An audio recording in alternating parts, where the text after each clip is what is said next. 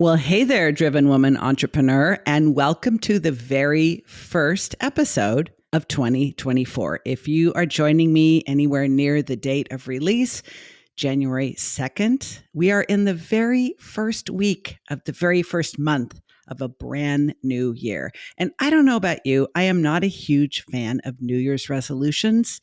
And maybe I'm kidding myself, but I prefer to think about New Year's intentions. I mean, let's face it, most New Year's resolutions are really short-lived. So when I think about my intentions for the year, I start at the end of November. I give myself the entire month of December to sort of think about the year that was, what happened, what didn't happen, the highlights, the lowlights, my successes and failures, my expectations, and my lessons. I am one of those people that really hates the feeling of regret. So I prefer to think, if it worked, great. What can I learn from it and do it again? And if it didn't work out the way I wanted, what is the lesson in it for me? And what can I bring forward into the new year? So maybe I don't have to learn this lesson again. Now, I am a bit thick-skinned and hard-headed.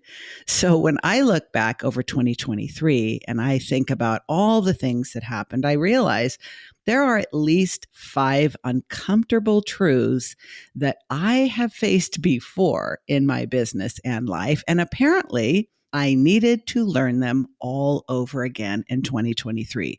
If we're lucky, we might experience something, get all the juicy goodness, all the wisdom from it, and we're one and done. I tend to not be that kind of person.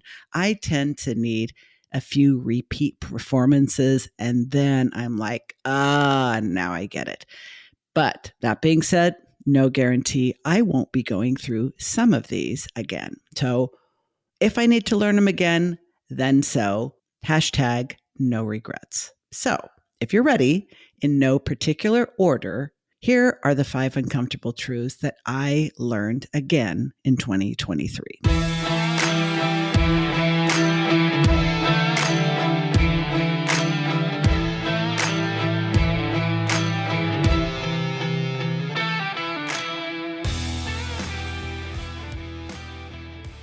Number 1, I should be able to do this myself. Oh man, that's probably one of the expressions that has been on speed dial for me most of my life. I have this idea that how hard could it be? Other people can do it. Therefore, I should be able to do it. And I realized that while this has caused me to be very resourceful and very resilient, it's not necessarily in my best interest. Let me explain. When it comes to business, there are really 2 currencies, time and money. Many of us believe that we need to DIY everything unless we are making bank, in which case we get other people to do it for us. But even once that's the case, many people like me think we need to teach ourselves first and then we can hire someone else. Well, listen, many solopreneurs love to learn how to do new stuff, especially those who are very curious, like me, and creative, also like me. But this can be such a trap because if we don't create boundaries and realistic expectations from the beginning, you can get stuck in the perpetual learning cycle. And no matter how satisfying it is, girl, it slows your ass down. I'm going to give you kind of a cringy example from several years ago in my business. Now, I had my first few websites built for me. And then I decided that I somehow needed to learn how to build a website myself. Don't ask me why. I'm not that tech savvy. I wasn't then, and I'm still not, even though I'm up to my eyelashes in technology in my business on the daily. I digress. So I decided I need to learn how to build a website. So of course I turned to an online course, and then I realized, there are WordPress websites and there are Squarespace websites, and now there's a whole bunch of others. And I just randomly picked WordPress. Can I just tell you, that was one of the most excruciating experiences of my life, is trying to slog through that frickin' WordPress website building course. I finished it. and I still didn't understand WordPress, and I still wasn't able to build a website with it. And add to the time and money that I spent, I didn't even have an outcome that I could feel good about. I would consider that a hard fail. So someone introduced me to Squarespace, and I decided, I'm told this one's more intuitive. I think I'm just going to go with this. And while I got further along in the course, and I did manage to put together something resembling a Squarespace website, bottom line is I'm not a website designer. I'm never going to teach people how to create websites. Not to mention, technology continues to advance, seems to be faster and faster. So how would I even know when I know enough? Bottom line is, I should have never wasted the time and money learning how to build a website from scratch. And why this was such a hard lesson for me to learn is because instead of realizing I have no business learning how to build a website, I came to the conclusion I have no business learning how to build a WordPress website. So I thought by switching to another platform, it would change the basic truth that I shouldn't have been doing it to begin with. You see why this thought, I should be able to do this myself, can really be your toxic trait? Now, I'm proud of what an accomplished person I am and how many things I've taught myself, but we don't have unlimited bandwidth. We don't have unlimited resources. And really, when you're being honest, no matter how proud you might be of all the things you've taught yourself, isn't your energy better spent doing the thing that gets you paid? Like right away, not maybe someday? Here's another example. I have encouraged many of my clients to hire a virtual assistant, or in some cases, an ops manager, or for other people just growing their team. Usually they would resist it. They will tell me, I don't want to manage people, or I don't want to manage more people, or I can't afford it. Or, yeah, I had a team in the past, and let me just tell you 6 ways from Sunday how I got burned. Not doing that again. I have given all of those excuses at different times in my business. And at the time, I meant it word for word. I was 1,000% convinced that these were valid reasons and not excuses. But even if you have an assistant or a team, there's a strong likelihood that you, yes, you, are holding on to tasks because you believe that you need to do them. You might even enjoy doing them a little bit, all the more reason why you cling on to them. But I promise you, every solopreneur I have ever worked with, including myself, has beliefs about what they should be able to do that 100% hold them back. Sometimes we realize it and justify it anyway, and sometimes it's on our blind spot. So, what's your takeaway from this uncomfortable truth? Simply this: being a Jill of all trades is not a flex, even if your ego frickin' loves it. What we should be doing, and I'm very cautious about the use of the word should. What we should be doing is focusing on spending as much time as possible in our zone of genius, the one we are ridiculously good at, we are well paid for, and we enjoy. That's where we should be spending as much time as possible and getting help with everything else. I should be doing that. You should be doing it too. In truth, no matter how much effort you put into learning something, there will always be someone who could do it better and who can do it faster than you. Sometimes ridiculously better and faster than you. If you can choose to accept this without guilt, shame, or embarrassment, you will see it for the gift that it actually is. Where we get caught up is spending time thinking we need to learn how to do something that we don't actually need to learn how to do. Now, when I hear myself, sometimes I talk to myself out loud. I know I'm not the only one. Sometimes I'll hear myself saying, oh my God, I should be able to do this. And I answer myself, no, you shouldn't. No, you should not. This is someone else's zone of genius. It is most certainly not yours. And while you could double down and work really hard and make progress that you might even feel really proud about, this is not where you should be spending your time. When you are working in your zone of genius for your perfect fit clients, you will always make so much more money doing that than whatever it costs you to hire someone to help you do the thing that you shouldn't be doing because it's not in your zone of genius. Okay? I feel like I should bang the gavel, but I think you got the point. Shall we move on? Okay. Number 2, this is a once in a lifetime opportunity. Now, bottom line is whether someone is saying something to you like, oh my God, this is such a great opportunity, or whether you are saying that to yourself, most of the time it is an option, not an opportunity. Some of these I can spot much more easily than others that are slipperier. For example, for me, most summits, most bundles, many opportunities to be a guest on a podcast or to be a guest blogger or being featured in a digital magazine or contributing to some sort of a periodical, a book. Most of those are an option for me, not an opportunity. When you are being pitched by a business owner, a brand, or an influencer who has a bigger following than you do, whether they're asking for you to be a guest, they want to be a guest on your podcast, they want you to be a guest on their podcast, there's some sort of a guest blogging situation, there's talk about teaching a masterclass, doing a JV partnership, some sort of affiliate marketing or collaboration of some kind. When they have a bigger following than you do and you're the one getting pitched, I would not give you the side eye for getting all starry-eyed and kind of fangirly, because I know I have. You might even wonder when you hear from this person, or really, let's be honest, someone on their team, you probably get confused, like, did I get this by accident? Is this really meant for me? Or is my manifestation practice and vision boarding finally paying off?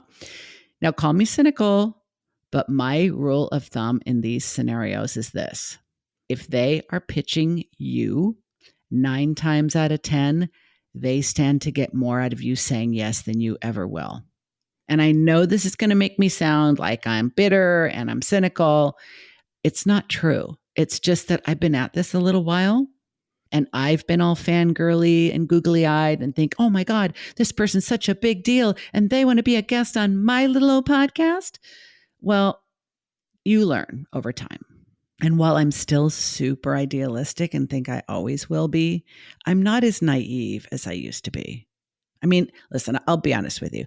I've had a couple of quote unquote big deal coaches in my niche pitch me to be a guest on my podcast. And the first time it happened, let me be honest, I felt totally swept off my feet. I found myself fantasizing about making such a great connection during the interview that we would literally become instantaneous biz besties. We'd stay on the phone for hours after we stopped recording, brainstorming about future collaborations and all the fabulous people in her inner circle that she was now dying to introduce me to. Well, I'll have you know, I did snap out of it and come to my senses pretty damn quick and recognize that, let's be honest, your podcast is simply one on a list of many that was curated by a pitching agency. This person not only doesn't know who you are, they don't care who you are. And that's not in a rejection sensitivity kind of way. It's just that you're a name on a list. And you're going to get the exact same interview out of this person as every other podcast host, no matter how amazing an experience you try or even succeed in creating. You're not going to become business partners. You're not going to become friends. Her goal was to promote her own products and services to your audience. That's the whole purpose. Now, call me rude, but now I don't even open cold pitch emails anymore because, first of all, I'm really desperately trying to accomplish this whole inbox zero thing. But when your inbox is filling up every week with subject lines like, I found the perfect guest for the driven woman entrepreneur, you just know it's an option, not an opportunity. I know that what I'm looking for is not a one-hit wonder. I also know I have plenty to say, so filling a guest slot is not the issue. Because I know the role that guests play on my show, I've just become more discerning about who I'm going to give that privilege to, because I want to create quality content and build relationships. So, what's the takeaway from this uncomfortable truth? Merely this: an option is something you could do, but you could also let it pass, and most of the time you should. If you are serious about giving it a good look over, look at it this way.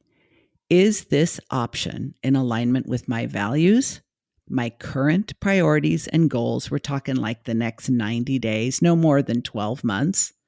And what is the expected ROI? If the option checks all those boxes for you and appears to meet or even exceed expectations, then go ahead and invest the time and sometimes money, but not a disproportionate amount of either. When I look back, I almost never underestimated the value of an opportunity, but I frequently overestimated the value of an option. Why do we do this? Because I know it's not just me. Well, human nature, magical thinking, FOMO, and this old adage, it's not what you know, it's who you know. You know, those kind of stories that people circulate, and you think all it takes is one magical connection. And because so many of us really struggle with this notion about visibility and the unconscious belief that more visibility is always better, it's not true. And we can get just as burned out putting ourselves in front of options as we do of opportunities. In fact, it's one of the best ways to know, looking back, looking in the rearview mirror to all the things you said yes to in 2023. And were they options or were they opportunities? If they're opportunities, you got more from them than you put into them. Everything else is an option. Ready for number 3? Okay. Knowledge is power. No, that's not actually true. Applied knowledge is power. And this, I think, is one of the most powerful, uncomfortable truths in this episode. If you're a long-term listener to this podcast, you may remember hearing me tell the story about the barista who overheard me telling a friend, knowledge is power, and then leaned over the counter and corrected me with, no, applied knowledge is power. This random interaction has come back to me again and again and again because I keep thinking of all the ways this concept applies to my work and that of my clients. Now, if you happen to be a coach or consultant who works with people that are similar to you, this one actually counts for 2 because it can be applied both to what you need to learn for yourself and apply to your client work. Now, I'm going to come back to this in just a minute, but this seems to be one of those lessons in business and life that I personally need to keep repeating. It's almost like I have amnesia. Why? Because I love to learn. And maybe you love to learn. And you might even think this is a good thing. I mean, it's certainly a better thing than not wanting to learn, but there are limits.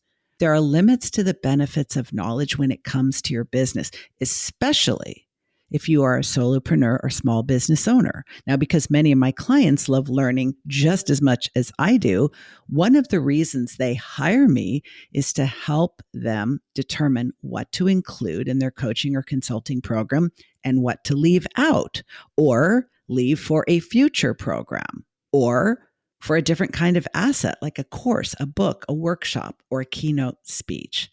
As a lover of learning, I want to include everything in my programs that I possibly can. And I have learned the hard way this is a huge mistake. Maybe you have learned this one yourself. Here's the bottom line. We do not need our clients, students, or customers to be impressed with us by showing them how much we know.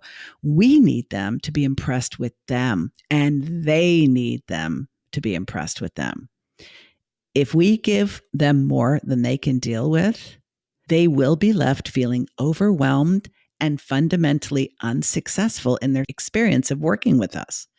This was a painful lesson for me this year, 2023, because I believed that if I converted the knowledge in my head into a signature framework, which I did, the Boss Up Breakthrough, you've heard me talk about it. And I brought the consultant Claudia Schalk onto the podcast to talk about how we created it. But I thought if I get the knowledge out of my head and into the world in the form of a signature framework, then I would automatically be able to screen my clients, convert appropriate leads, and help clients create optimal outcomes from working with me and do it with consistency.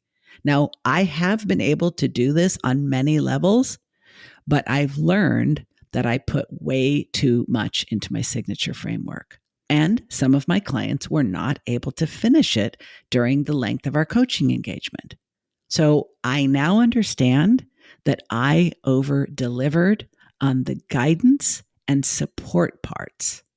And what those clients actually needed more of was more time for implementation. See, I see coaching as kind of a three-ring circus in a way. Our clients need guidance, they need support, and they need accountability.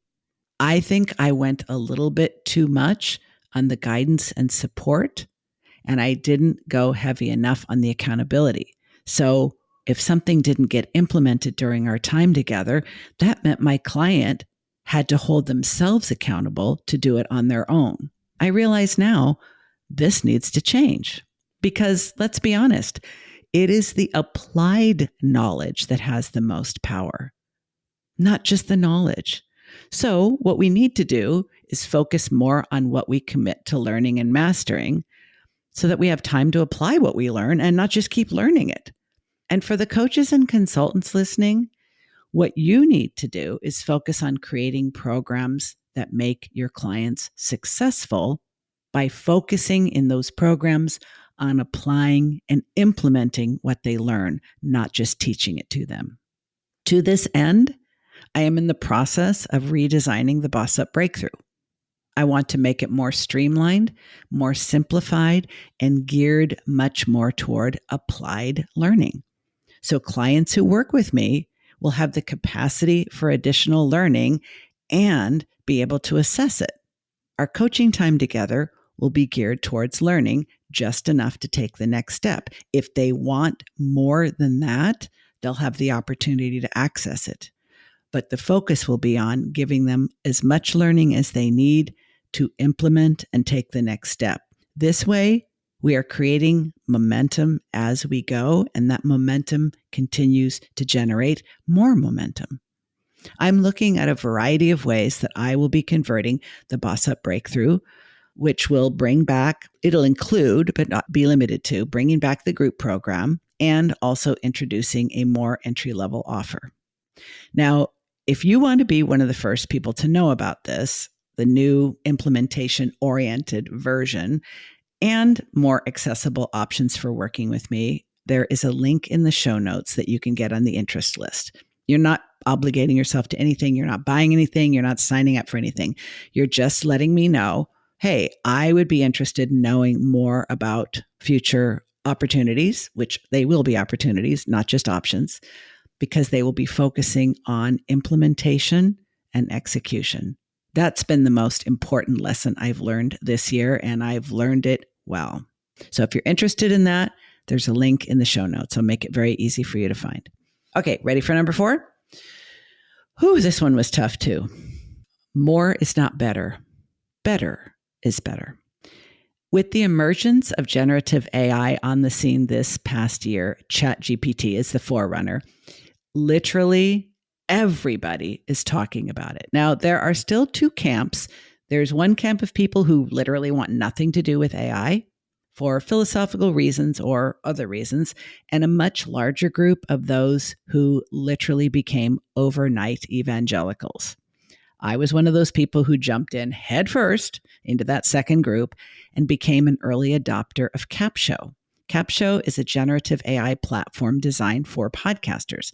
It's really quite brilliant because Capsho takes one piece of content, a podcast episode, and from it, almost like magic, creates a list of potential titles, the show notes, a blog post, an email broadcast, a LinkedIn newsletter, a YouTube description, captions and hashtags for all of the popular social media platforms, and more in less time than it takes to brush and floss your teeth properly.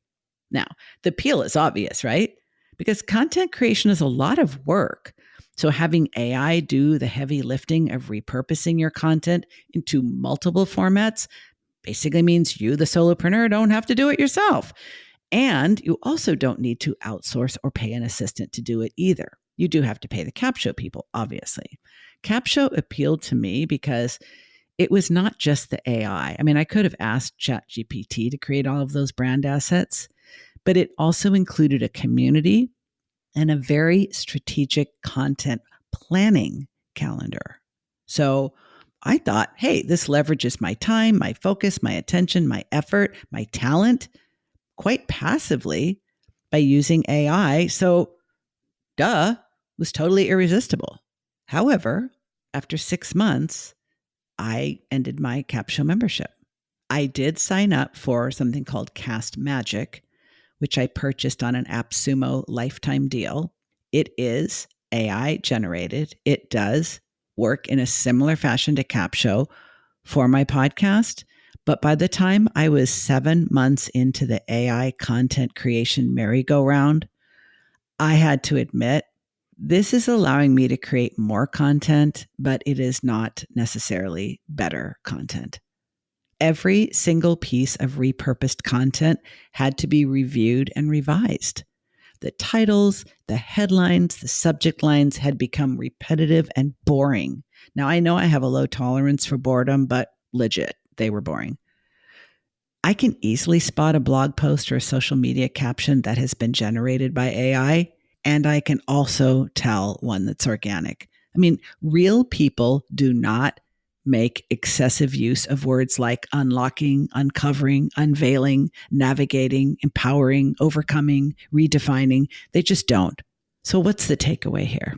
Well, as for me, I will continue to use AI, and I will be using it in a much more discerning way.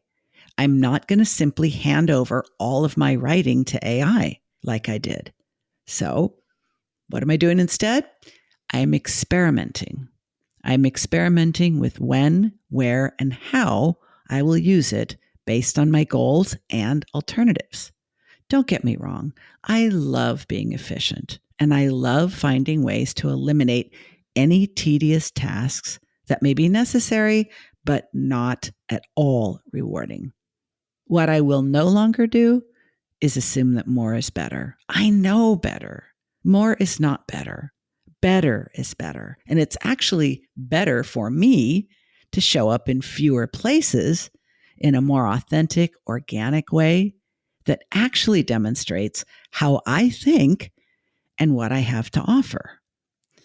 AI is convenient, but convenience always, always, always has a cost. I mean, come on. If you want to pick up a gallon of milk or a bag of dog food and it's 1 a.m., you're going to go to a convenience store and it will cost more. If you want the convenience of buying in bulk because you hate shopping and you want to go as infrequently as possible, the cost will be that 36 rolls of toilet paper you got at Costco are going to take up a whole lot of space under your sink or in your pantry, or maybe you're going to have to leave them in the trunk of your car. There's always a cost to convenience. Less is better is one of my mottos for 2024. So I will be applying as much of my creativity, curiosity, and problem-solving skills as necessary to make the changes in my business that are going to pay off. I want every podcast episode, every email broadcast, and every blog post that I produce to sound like me and to create genuine value for those who are paying attention to them. These goals are inconsistent with AI-assisted mass production.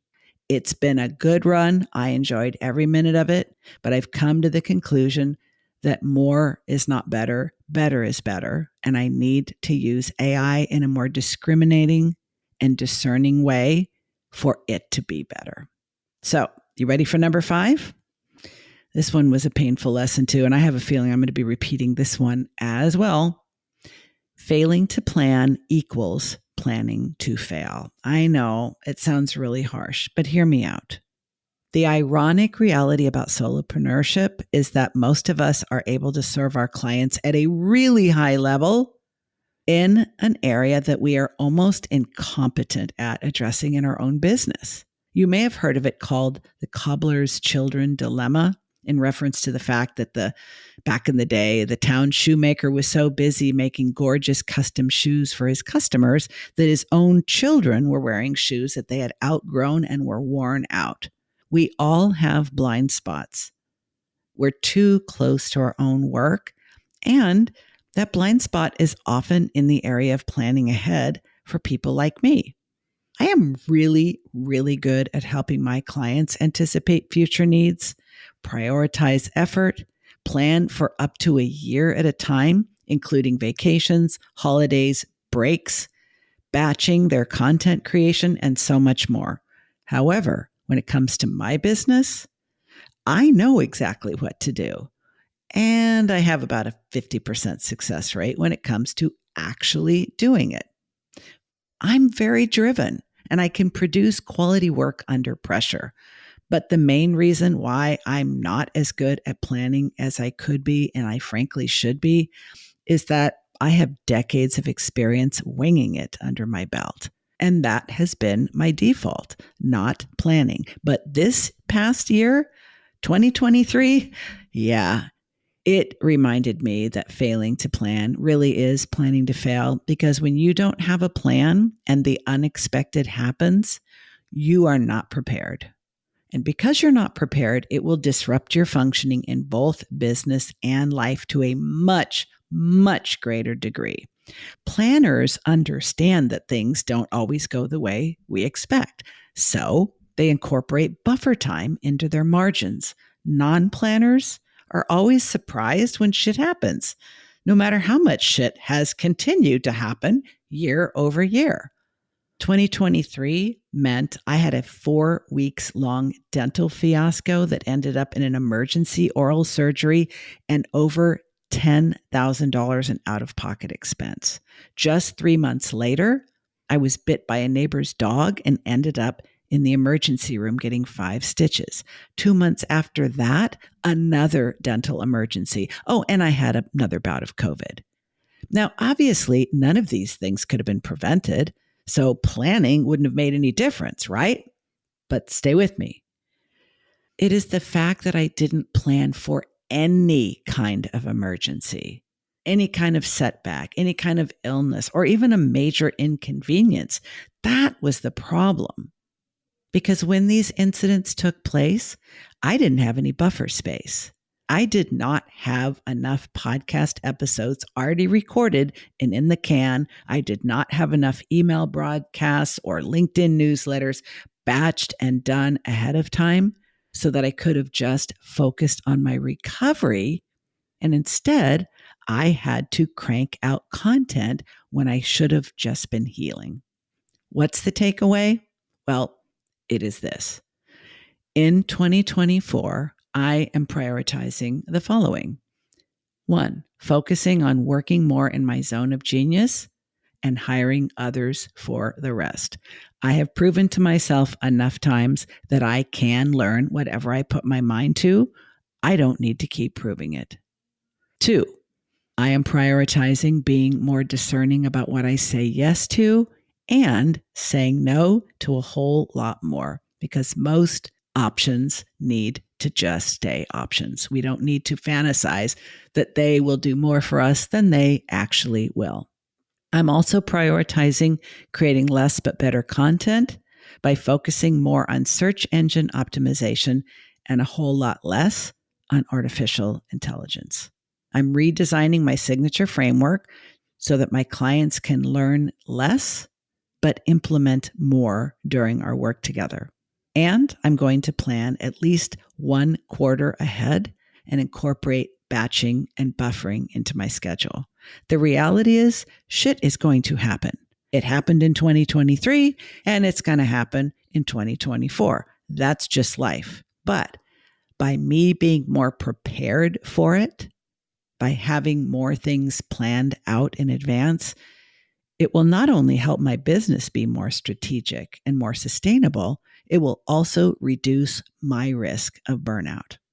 Life and business just have a way of showing us the lessons we need to learn again and again. So if any of these uncomfortable truths resonated with you, I would love to hear what your intentions for 2024 are and what you commit to doing differently.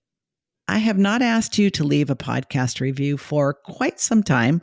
So if this episode prompts you to let me know what you think of the show, there's a link in the show notes to make that happen.